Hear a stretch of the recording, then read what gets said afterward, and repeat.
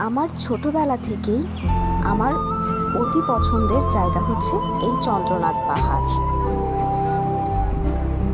ছোটবেলা থেকেই মনে হতো এই পাহাড়ে কিছু তো একটা আছে।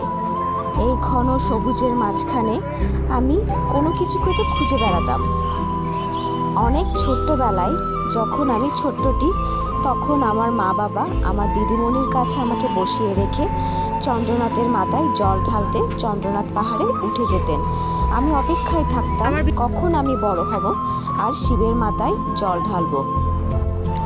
তাই আমি যখন ক্লাস 6-এ পড়ি তখনই প্রথম চন্দ্রনাথ পাহাড়ে উঠেছিলাম।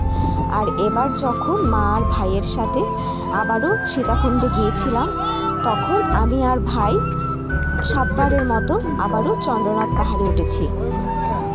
সত্যি চন্দ্রনাথ পাহাড় সত্যিই বড় মনোমুগ্ধকর।